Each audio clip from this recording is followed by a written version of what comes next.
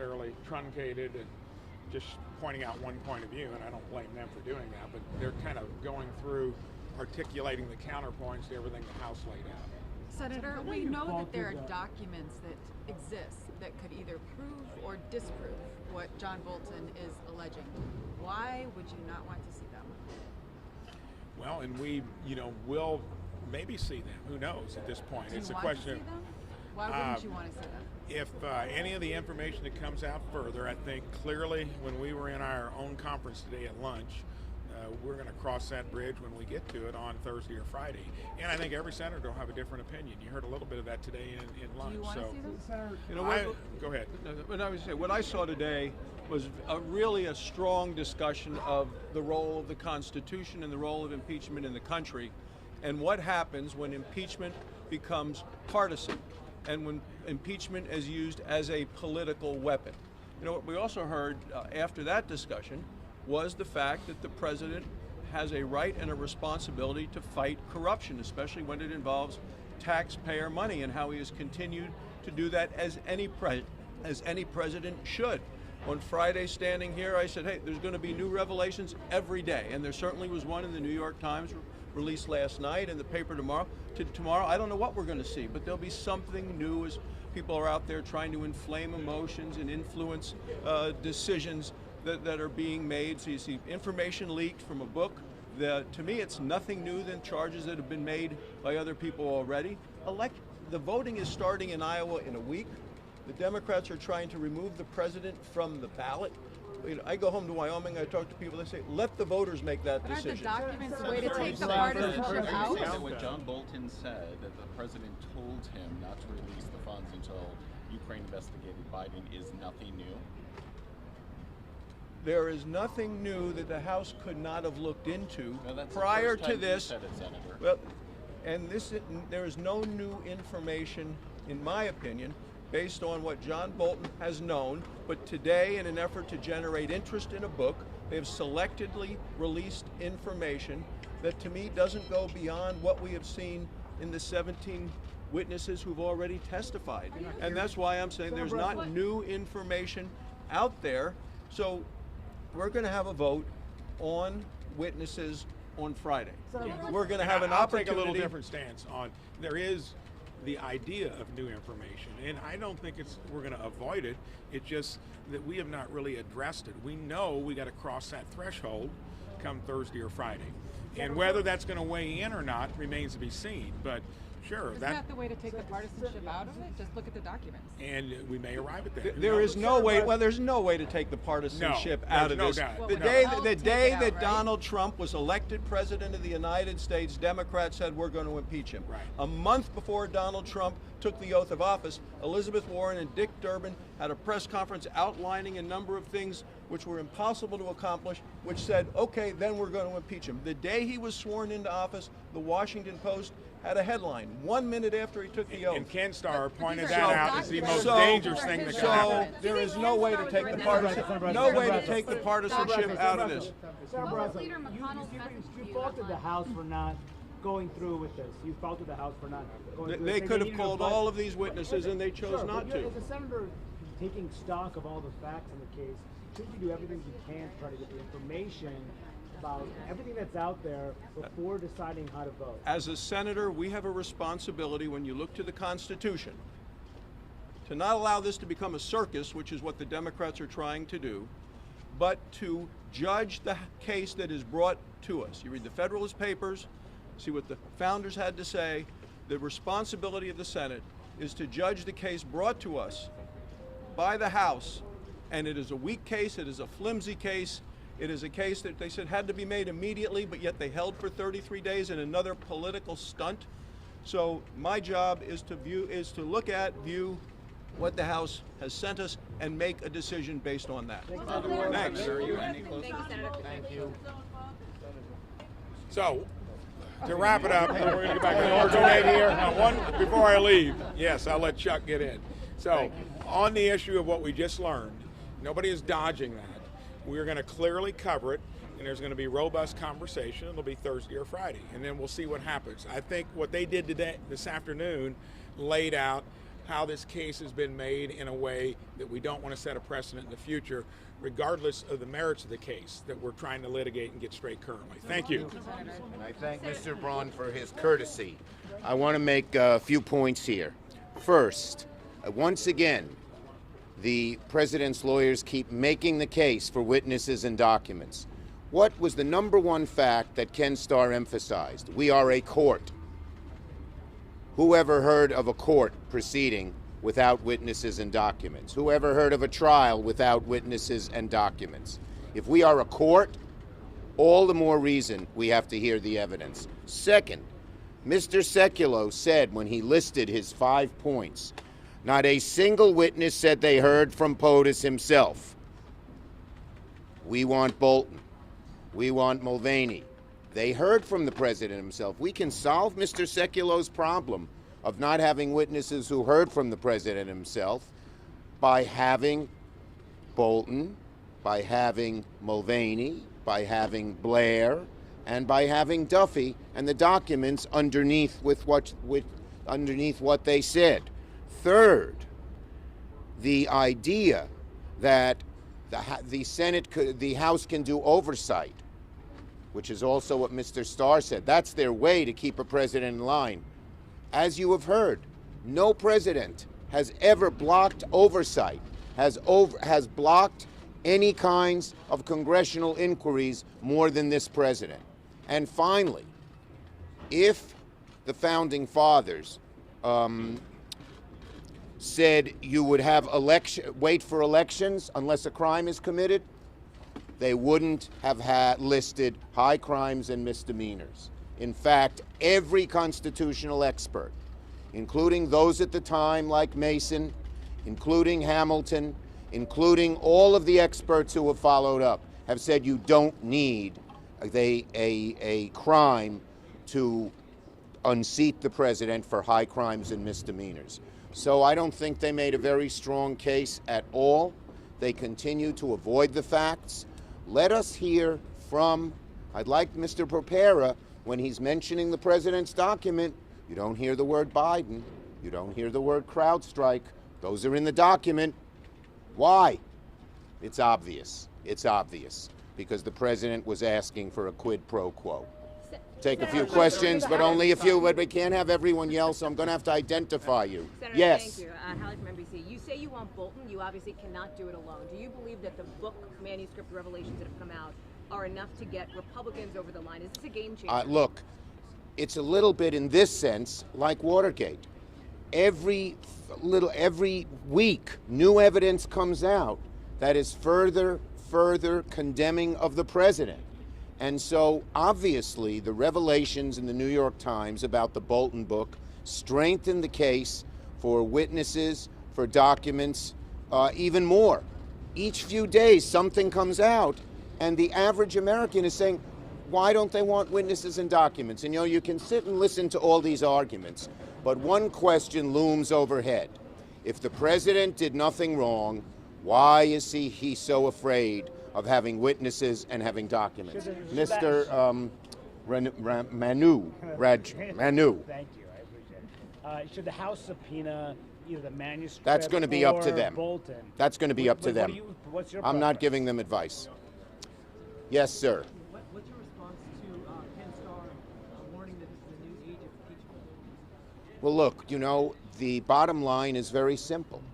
If the president does something that is an abuse of power, and if the president then stonewalls Congress into investigating it, then impeachment is the only remedy left to Congress other than elections. And in this case, since it involves trying to jaundice our elections, trying to distort our elections, elections is not the remedy.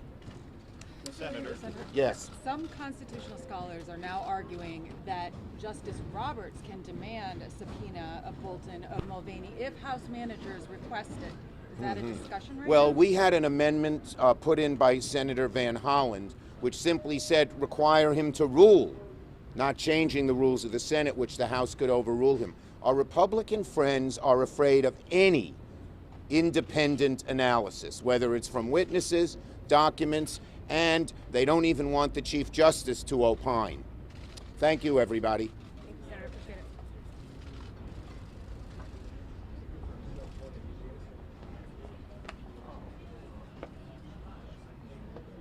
Is John joining us?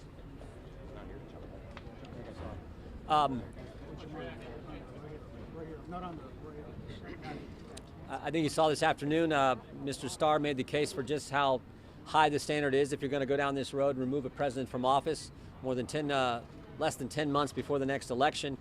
And again, I think Mr. Papura was great in laying out the facts that we've said so many times will not change, have not changed, will never change, regardless of what the New York Times may report about some anonymous source telling them what the draft manuscript of Mr. Bolton's book supposedly says. The last thing I'll say is, and then we'll let a few others speak, but the last thing I'll say is, if they go down this witness road, and I don't think they should, but if they do, you've got to go all the way to the end. You got to go all the way to the end, in my judgment, and that would mean the whistleblower, the individual who started this whole thing, the anonymous whistleblower with no firsthand knowledge, bias against the president, who worked with Joe Biden. Seems to me if you're going to go down this road, you got to go all the way and make sure that individual comes in, raises his right hand under oath, swears to tell the whole truth, nothing but the truth, so help him God, and face questioning about how this whole thing happened. Again, I hope that's not where we're going. I don't think that's the case. But if we do, that seems to me that it shouldn't be that Adam Schiff is the only person in the country, out of 330 million people, the only person in the country who knows the identity of the person who started the whole darn thing. So again, if we're going to go there, I think you got to go all the way, and the whistleblower should be part of any witness team. I'll yield to the gentleman from New York. It's also really important to point out, Adam Schiff never issued a subpoena for John Bolton. Now, Judge Leon was hearing a case on a subpoena for Charles Kupperman and chose to have an expedited schedule to consider the Kupperman subpoena. There was an executive branch and legislative branch conflict on subpoenas during the impeachment inquiry. And Judge Leon decided to have an expedited schedule to consider that. And how did Adam Schiff respond to that expedited schedule? He lost interest. He withdrew the subpoena, and he issued a motion to dismiss. Now that means that in a December-January timeframe, that conflict would have potentially been resolved. But the timeline that was most important for the Democrats and Adam Schiff was to impeach the president by Christmas. And here was the other problem. Judge Leon may not have ruled in favor of the Democrats. Now, how do you impeach the President of the United States for obstruction of Congress right after Judge Leon rules in favor of the president in the Kupperman subpoena case? But remember this as we listen to the news over the course of today. Adam Schiff was in charge of this process for months as the prosecutor, the judge, the jury, the witness coach, and so much more. And he at no point issued a subpoena to hear from John Bolton. The other thing you have to remember through all of this is that the importance of what Ken Starr presented this morning cannot be overstated. He explained that this age of impeachment that we've now entered is not what the framers of the Constitution intended. In fact, it's exactly what they feared. It is a threat to our constitutional order. And when we weaponize impeachment, as he explained, we've opened a Pandora's box for the country. It's something we're all deeply concerned about. We'll take a few questions. Sir. I have a question. Are any of you just a little curious at least about what Bolton himself has to say? Look, Could you just, it's a narrow question I'm asking. Could somebody address I'll give you a narrow answer to your narrow question. This is another page out of the playbook of the Democrats. It looks just like the Kavanaugh hearing and so many things that we've seen before. Try any of you. That's why I'm trying to keep the question narrow. Would any of you even have any curiosity about asking Bolton yourselves? When you gave me an answer like that, I think it was kind of... Listen, there's a lot of ideas, there's a lot of presumption, there's a lot of assumption. We've seen that all through the process. That will not change. Trying to answer your question. That will not change the underlying facts. The important facts that are at issue that you just saw reiterated and that you'll see again today are the operative facts of this case. That's what the Senate has to look at. And we're not concerned about that at all. Congressman, you don't think that Ken Starr is the right messenger for this when he talks about the age of impeachment being here? You're hinging a lot of your arguments on what he had to say today. Is he the right person to make that case?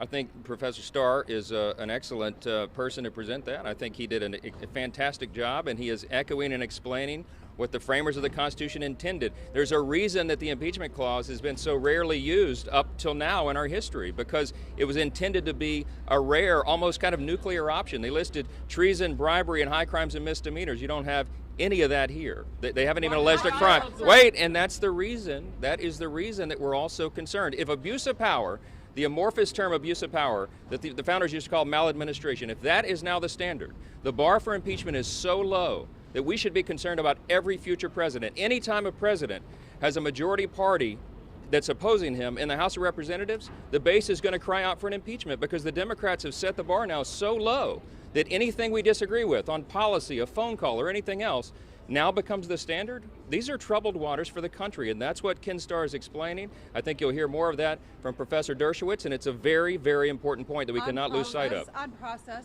we know there are a lot of grievances. There have been from the beginning. But what is the precedent, not just in the Senate, history of impeachments, but really in all of history of American jurisprudence, for having a trial without witnesses? Look, this will be the first one. Right. In the previous two impeachments, you only have two precedents for this. You have Andrew Johnson and you have Bill Clinton. Not just presidential, like all impeachments. Well, but a presidential, wait a minute, a presidential impeachment is a different standard. It's a unique animal, and we only have two examples to look at it. And both, in fact, including with Nixon, who never got to this stage, in the three examples of impeachment, you had criminal acts that were clearly committed, and there were mountains of evidence that everyone agreed and saw. That's why they were not single-party impeachments. We have gone down a road that we have never entered before, and it's a dangerous one, as we've explained. This is the first time you had a single-party impeachment. Go ahead, let me jump in on that. If you want to talk about how cases would work, the prosecution decided that they were ready for trial. They declared that their evidence was uncontested, it was indisputable, it was overwhelming, and that they proved their case in the House beyond a doubt.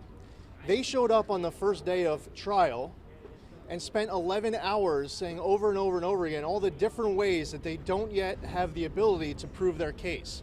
That was on them to decide, to declare that their evidence was overwhelming, uncontested, indisputable, and that they had already prove their case beyond a doubt. Two, is that Adam Schiff and the House impeachment managers keep making statements of facts not in evidence.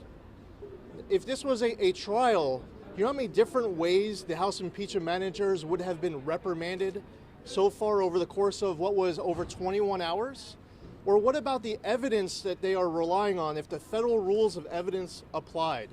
How much that they are bringing over here that wouldn't actually get admitted into a court.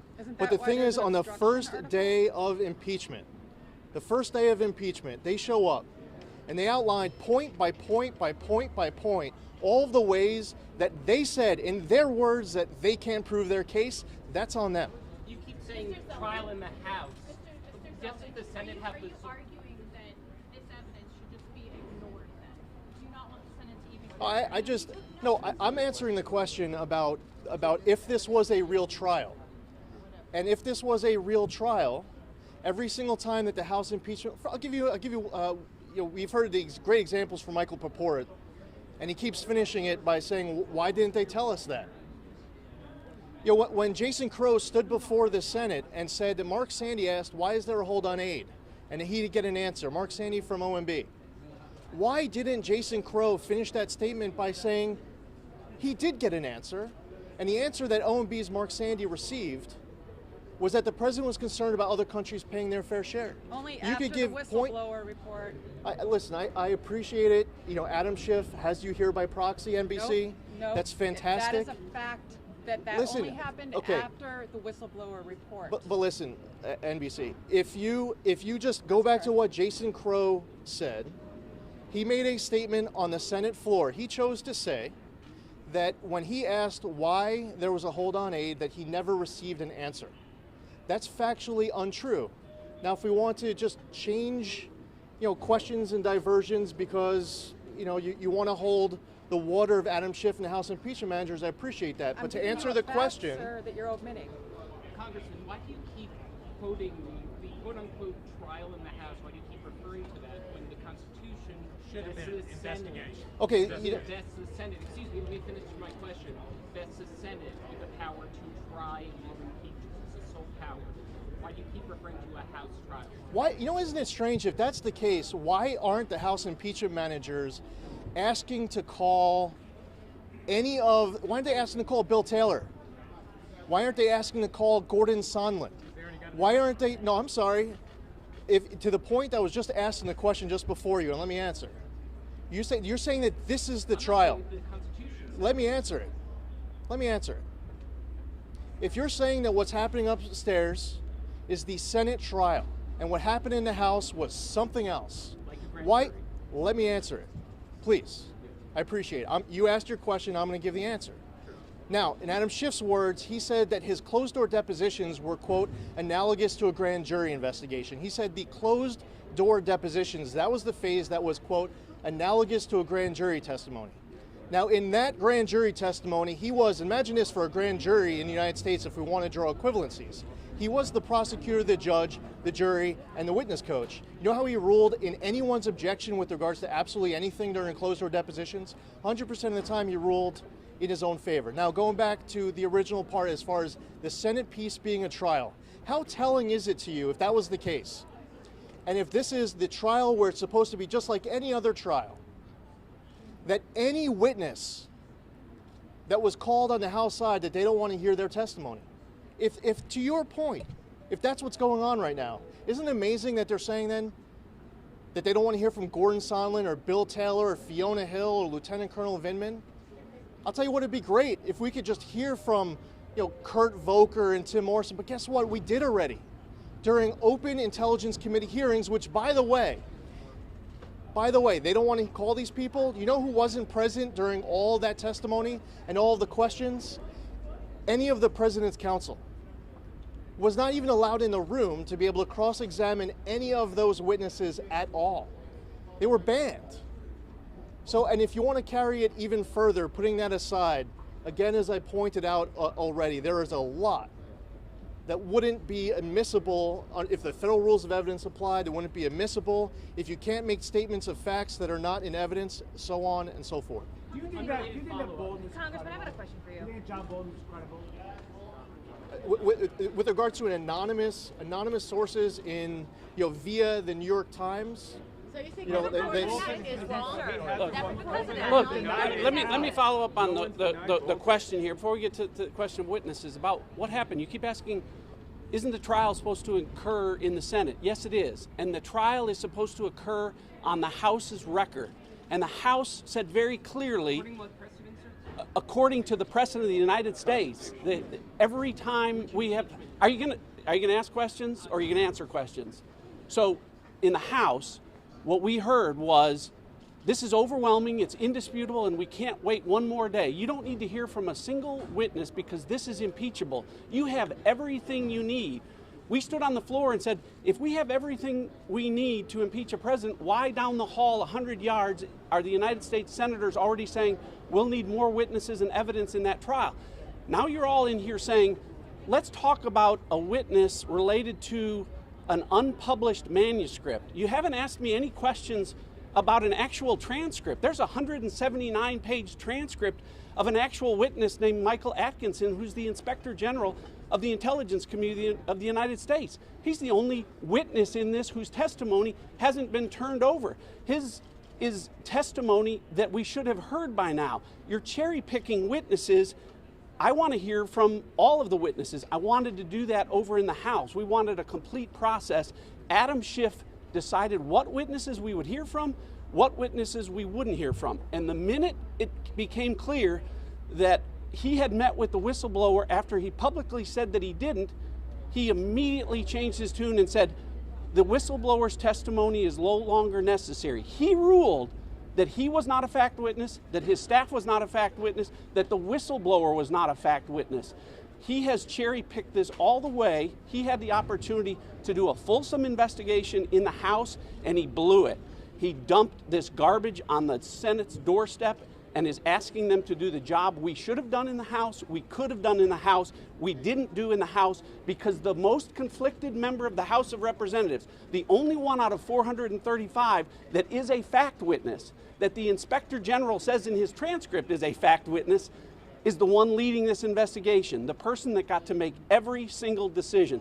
That's why we are watching the thinnest, weakest impeachment in U.S. history unraveling and getting thinner and weaker every time we hear from witnesses and the testimony that's being played. Thanks. So that's why we're here from Bolton. We want to hear from Bolton. Will you hear from Bolton? Why won't you hear from Bolton?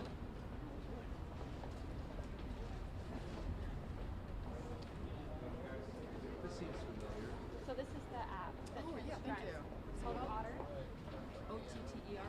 Like the animal. Thank you. I was watching. I was like, that's amazing. Yeah, it helps a lot. Hey, stranger.